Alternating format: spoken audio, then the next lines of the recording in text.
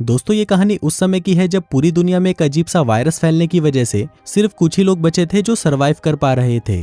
और इन्हीं में से एक परिवार था जिसमें सिर्फ लड़कियां ही रहती थी। लेकिन इस परिवार की जिंदगी तब बदल जाती है जब इनमें से एक लड़की एक अजनबी को अपने घर ले आती है। तो दोस्तों कहानी शुरू होती है और हमें कयामत के बाद की दुनिया को दिखाया जाता है। यहाँ पर हमें रेगिस्तान के बीच में बने एक ग्लास हाउस को दिखाया जाता है और ये एकमात्र ऐसी जगह है जहाँ अभी तक हरियाली बची है। इसके बाद हमें एक आदमी को इस ग्लास हाउस के पास आते हुए दिखाया जाता है जिसे जल्दी ही कोई गोली मार देता है। इसके बाद हम उस ग्लास हाउस के अंदर रहने वाले परिवार को देखते हैं जिनमें 3 बहनें रहती थी जिनका नाम अंडी मंडी संडी था। वो उस आदमी के शरीर को अंदर ले आती हैं, जिसके बाद वो उसके शरीर के सारे अंजर पंजर निकालकर बाकी के बचे सामान को अपने गार्डन में दफना देती हैं। इसके बाद हमें यहाँ पर उनके चूतिए भाई पप्पू पथरी को दिखाया जाता है जो कि यहाँ पर बैठा सोच रहा होता है कि मेरा दोस्त जोगिंदर जहरीला सही कहता था कि अभी भी वक्त है रशियन को बजा ले, नहीं तो अगर दुनिया खत्म हो गई तो कोई नहीं बचेगा। काश मैंने उस वक्त उसकी बात मान ली होती। इसके बाद हमें बताया जाता है कि पप्पू पथरी बाहर की जहरीली हवा से संक्रमित हो चुका है, जिस वजह से उसने अपनी कुछ यादों को खो दिया है।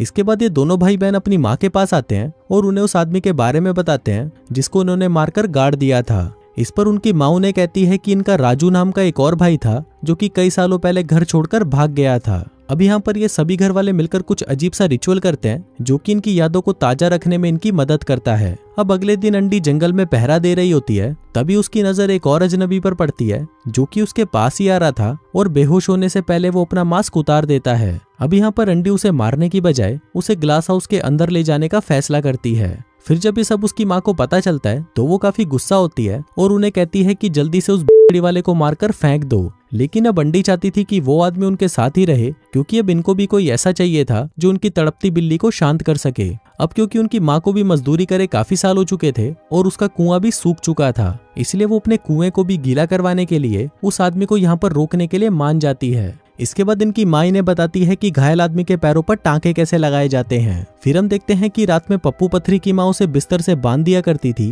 क्योंकि उसे रात को मजदूरी वाले सपने आते थे। लेकिन जब अगली सुबह पप्पू पथरी की आंख खुलती है तो वो ये देखकर हैरान हो जाता है कि रात को उसकी पिचकारी ने सारा पानी उसकी पैंट में ही छोड़ दिया। अब क्योंकि पप्पू पथरी का ये काम रोज का बन चुका था, इसलिए उसकी गीली चादरें साफ करते करते उसकी बहनें काफी परेशान हो चुकी थी। फिर अगली सुबह वो तीनों उस आदमी की पट्टियां बदलती हैं। जिस दौरान जब मंडी पानी लेने के लिए जाती है तो अंडी उस आदमी को घूरने लगती है क्योंकि उसने पहली बार इतने बड़े हथियार वाले किसी आदमी को देखा था। कुछ देर बाद उस आदमी को भी होश आ जाता है और वो उनसे पानी मांगता है। तभी अंडी उसे पानी देती है और उसे कोई भी चालाकी न करने को कहती है। वहीं जब माँ को पता चलता है कि वो आदमी जाग गया है तो वो उसके पास पूछताछ करने आती है। अब यहाँ पर उस आदमी को अपना नाम तो याद नहीं होता, लेकिन वो कहता है कि मैं शहर से आया हूँ। वो बताता है कि बाहर सब कुछ तबाह हो चुका है और ज्यादातर लोग अपनी याददाश्त खोकर पागल हो चुके हैं। अब पप्पू पथरी भी उस आदमी के आने से खुश नहीं था, लेकिन अंडी उसे यकीन दिलाती है कि वो आदमी बिल्कुल भी खतरनाक नहीं है। फिर अगले दिन माँ संडी से कहती है कि तुमने 2 दिन पहले जिस आदमी को दफनाया था उसे बाहर निकालो और उसके शरीर को वार्निंग के रूप में घर के बाहर लटका दो। अब उनकी ये बातें सुनकर उस अजनबी की फटकर 464 हो जाती है कि कहीं बहन ये उसे भी काटकर लटका ना दे। खैर अगले सीन में संडी उस आदमी की बॉडी को चेतावनी के रूप में अपने घर के बाहर लटका देती है। इसके बाद अंडी उस आदमी से मिलने के लिए आती है और उसे वहां पर उगने वाले कई तरह के फल और सब्जियां दिखाती है क्योंकि यहाँ पर अंडी इस आदमी को पटाना चाहती थी। इसी दौरान जब वहां पर संडी आती है तो अंडी उसे वापस भेज देती है क्योंकि सबसे पहले वो अपना खाता खुलवाना चाहती थी। इसके बाद अंडी अपनी बहन को समझाती है कि देख बहन, उस आदमी पर इतना भरोसा मत कर क्योंकि अक्सर भरोसे वाले ही भोसले वाले निकलते हैं और ये तेरे लिए खतरनाक साबित हो सकता है। लेकिन अंडी उसकी बातों पर ध्यान नहीं देती। फिर अगले दिन हम संडी को देखते हैं जो उस आदमी से पूछती है कि तुम मुझे बताओगे कि घोड़ा कैसा दिखता है। तभी वो आदमी उसे कहता है कि रुक, मैं अभी तुझे पैंट खोलकर अपना काला घोड़ा दिखाता हूँ। लेकिन फिर वो अपना मन बदल लेता है और उसे कहता है कि तुम मुझे चाकू ला कर दो, मैं तुम्हें लकड़ी का एक घोड़ा बनाकर दिखा दूंगा। तभी उसकी बात मानकर संडी बगीचे में जाकर अपनी बहनों से छुपते छुपाते एक चाकू उठा लाती है। फिर जब वो आदमी लकड़ी का घोड़ा बना रहा था तभी उसे पप्पू पथरी भी देख रहा था। इसके बाद वो आदमी पप्पू पथरी को सिखाता है कि घोड़े के टुकड़ों को कैसे जोड़ना है, जिस पर पप्पू पथरी भी वैसा ही करता है। लेकिन फिर वो ऐसा कर नहीं पाता तो वो गुस्से में वहां पर तोड़फोड़ करना शुरू कर देता है और कहता है कि बहन मुझसे नहीं होता ये सब बकचोदी, मुझे तो बस बजाने के लिए एक रशियन दे दो। तभी अपने भाई का पागलपन देखकर अंडी उस आदमी को खोल देती है ताकि वो उसके भाई को कंट्रोल कर सके। तभी ये सब देखकर उसकी माँ को भी यकीन हो जाता है कि ये अजनबी उनके लिए खतरा नहीं है और इसलिए अब वो उसे भी अपने परिवार में आजादी से रहने देने का फैसला करती है। फिर अगले सीन में हम देखते हैं कि रात हो जाती है और वो आदमी अंडी से मिलने उसके कमरे में जाता है। यहाँ पर अंडी उसे राजू कहकर बुलाती है। इस पर वो आदमी कहता है कि नहीं, मैं राजू नहीं हो सकता, क्योंकि मैं तुमको अपनी बहन नहीं मानता और न ही मैं तुम्हारे लिए ऐसा महसूस करता हूँ। फिर अगले दिन अंडी उस आदमी को ब्रश लाने के लिए कहती है। इसके बाद जब वो ब्रश लेने जाता है तो वो वहाँ पर संडी को देखता है, जिसके हाथ में एक मेमोरी बॉक्स था। अब संडी यहाँ पर उस आदमी से काफी नाराज थी, क्योंकि उसने उसकी दोनों बहनों के साथ तो काफी समय बिता लिया था, लेकिन उस पर वो अभी तक थूका भी नहीं था। फिर अगले सीन में उनकी माँ उस अजनबी से मिलने के लिए आती है और उसे कहती है कि आदमी इतने शरीफ कभी नहीं होते, क्योंकि वो बहन के लिए हमसे कुछ ना कुछ चाहते ही हैं, और मुझे लगता है कि तुम भी हमसे कुछ ना कुछ चाहते हो। शायद तुम अंडी के साथ मजदूरी करके उसे प्रेग्नेंट करना चाहते हो। वो उसे कहती है कि तुम उसे बजा तो सकते हो, पर ये याद रखना कि अगर तुमने उसे बजाया तो तुम्हें मुझे भी बजाना पड़ेगा।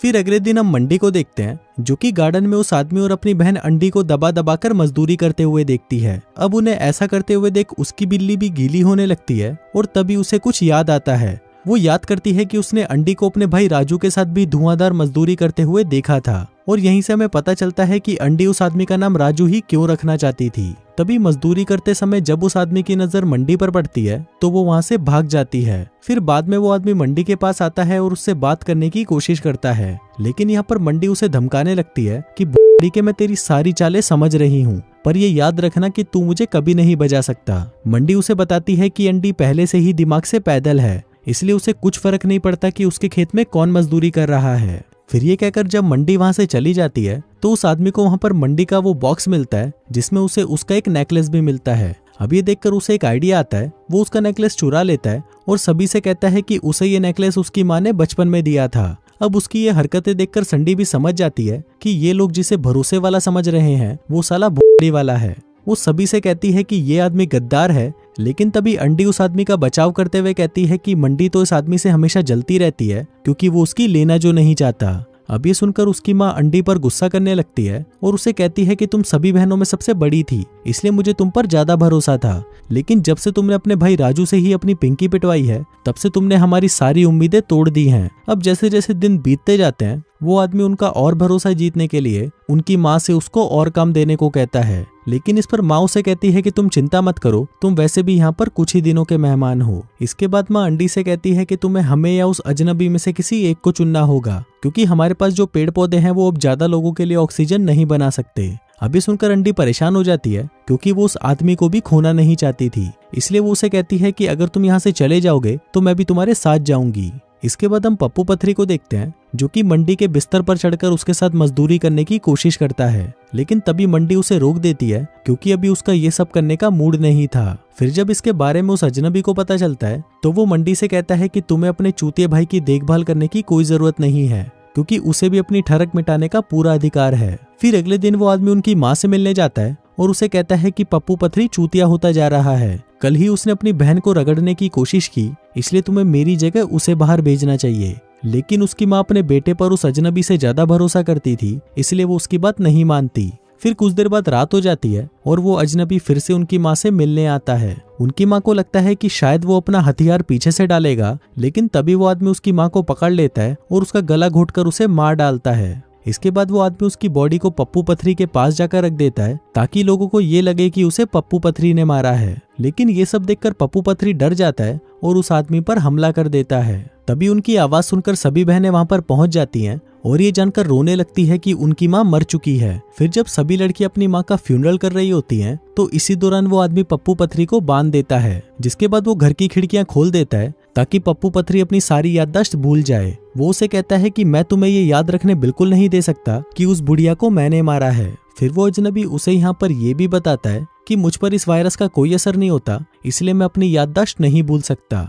वहीं दूसरी तरफ अंडी उस बॉक्स को देखने लगती है और उसे ये देखकर वो टाइम याद आता है जब वो जंगल में पहरा दे रही थी। फिर जब उसने देखा कि एक आदमी उसके पास आ रहा है तब उसने उसे मार दिया था, लेकिन जब वो उसका चेहरा देखती है तो वो काफी डर जाती है, क्योंकि वो आदमी उसका भाई राजू था। अब अपने भाई को मारने की दुख में अंडी इतना ज्यादा पागल हो गई थी कि उसने अपने मास्क को ही उतार दिया था, जिससे उसकी सारी यादें मिट गई थी। फिर जब अंडी इस बारे में मंडी को बताती है तो मंडी उसे कहती है कि उसे इस बारे में पहले से ही पता था, लेकिन अपनी बहन की जान बचाने के लिए उसने ये राज ही रखा। अब ये सुनकर अंडी को बहुत ज्यादा दुख होता है और वो अपनी इस बुरी याद को भुलाने के लिए बाहर जाना चाहती थी। वहीं मंडी उसे रोकने की बहुत कोशिश करती है, लेकिन अंडी उसकी एक नहीं सुनती। तभी वो अजनबी भी वहां पर आ जाता है और मंडी से अंडी को बाहर जाने देने के लिए कहने लगता है। इसके बाद उन दोनों को ये भी पता चलता है कि पप्पू पथरी अपनी सारी याददाश्त खो चुका है। इसके बाद जब अंडी बाहर जाकर अंदर आती है तो वो काफी खुश लग रही थी, जैसे कि कुछ हुआ ही ना हो। उधर मंडी यहाँ पर दुखी थी